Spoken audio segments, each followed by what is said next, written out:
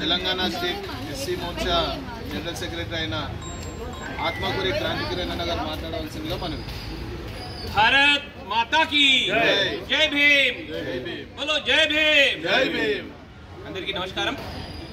ఈరోజు Bharatiya Janata party SC Morcha రాష్ట్ర అధ్యక్షులు కొండేటి శ్రీధర్ గారి పిలుపు మేరకు నాంపల్లి నియోజకవర్గంలో ఆసిఫ్ నగర్ తహసీల్దార్ కార్యాలయంలో ఎస్సీ మోర్చా ఆధ్వర్యంలో ఏదైతే నిరసన ప్రదర్శన జరుగుతుందో అదే రకంగా ఈ ముఖ్యమంత్రి తెలంగాణ ముఖ్యమంత్రి ఏ రకంగా అయితే ఎన్నికల ముందు చేవెళ్ళ ఎస్సీ డిక్లరేషన్ పేరుతో వేలాది రూపాయలు షెడ్యూల్ కులాల అభివృద్ధికి నేను కేటాయింపు చేస్తా, షెడ్యూల్ కులాల వాళ్ళ ఒక ఆర్థిక సామాజిక స్థితిగతులన్నీ కూడా రూపురేఖలన్నీ నేను మార్చేస్తా అని ప్రగల్భాలు పలికిన తర్వాత షెడ్యూల్ కులాలకు సంబంధించిన వాళ్ళందరూ కూడా ఆశపడి అయ్యో ఈ రేవంత్ రెడ్డి మా గురించి ఇన్ని మాటలు మాట్లాడాను కదా, వచ్చిన తర్వాత ఖచ్చితంగా మా గురించి ఏమైనా చేస్తాడేమో అని కలలు కానీ ఆయన ఓటేసి ఈరోజు ముఖ్యమంత్రి చేసిన తర్వాత మొన్న ఏదైతే షెడ్యూల్ కులాలకు సంబంధించిన సప్లాన్ కింద బడ్జెట్ రిలీజ్ అయిందో ఆ బడ్జెట్ రిలీజ్ అయిన తర్వాత అందరి ఆశలు కూడా నిరాశలుగా మారిపోయినాయి.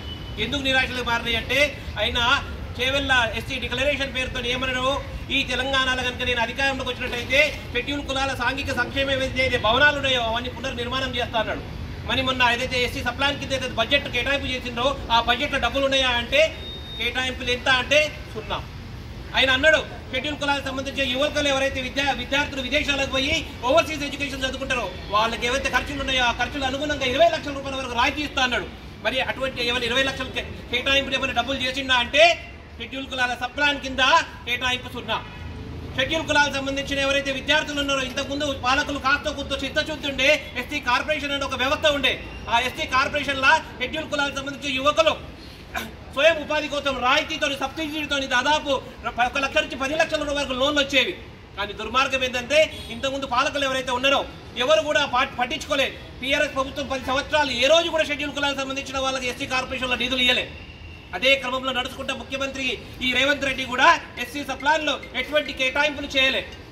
ఎంత దుర్మార్గం అంటే చాలా మంది అందరూ ఎస్సీ సప్లాన్ వచ్చింది కదా షెడ్యూల్ కులాలు ఒక బతుకులు మారుతాయి అంటుండే. ఎస్సీ సప్లాన్ నేను చదివిన జర ఏమైందయ్యా ఏడేళ్ళ కేటాయింపులు చేసిన ముఖ్యమంత్రి అని ఒకసారి దాని గురించి దీర్ఘంగా పరిశీలన చేసిన తర్వాత సెక్రటరియట్కి సంబంధించి దాదాపు 100 కోట్ల రూపాయలు కేటాయింపు చేసిండట. ఎందుకు కేటాయింపు చేసిండ 20,000 కోట్లు 100 కోట్లు అంటే సెక్రటరియట్ల షెడ్యూల్ కులాలకు సంబంధించిన ఏదైతే మంత్రిత్వం ఉంది ఆ మంత్రిత్వకి ఆఫీస్లో సోఫాలు లేవంట, ఆ సోఫాలు కూడా నీకే 1000 కోట్ల రూపాయలు శాంక్షన్ చేసాడు. అంటే ఎంత దుర్మార్గం అంటే ఈ ముఖ్యమంత్రికి షెడ్యూల్ కులాలకు సంబంధించిన ఏదైతే బలహీనత ఉందో వెనుకబడతనం ఉన్నదో దాని మీద అవహేళన చేస్తూ ఆ కోట్ల రూపాయలు ఆయన ఆఫీస్లో ఫర్నిచర్ కొనడానికి ఆయన కేటాయింపు చేసుకుంటున్నాడు. ఇంకొక ముందుకు పోయి దేనికి కేటాయింపు చేసిందంటే షెడ్యూల్ కులాలకు సంబంధించిన ఏదైతే బడ్జెట్ లేదో దాదాపు 100 కోట్ల రూపాయలు సెక్రటేరియట్ల ఇంజనీరింగ్ డిపార్ట్మెంట్కి కేటాయింపు చేసిందంట. అందరూ ఆశ్చర్యమైనారు, అరే సెక్రటేరియట్ల ఇంజనీరింగ్ డిపార్ట్మెంట్ వల్ల షెడ్యూల్ కులాలకు ఏమవుతుందా అంటే పోయి అడిగిన నేను ఆ సెక్రటేరియట్ల ఇంజనీరింగ్ డిపార్ట్మెంట్ అయ్యా ఏం చేస్తారయ్యా మీరు అంటే అయ్యా ఇంజనీరింగ్ డిపార్ట్మెంట్ సెక్రటేరియట్ ఏదైతే బాత్రూమ్లు ఇరిగిపోయినాయి ఆ బాత్రూమ్లు కడతారంట.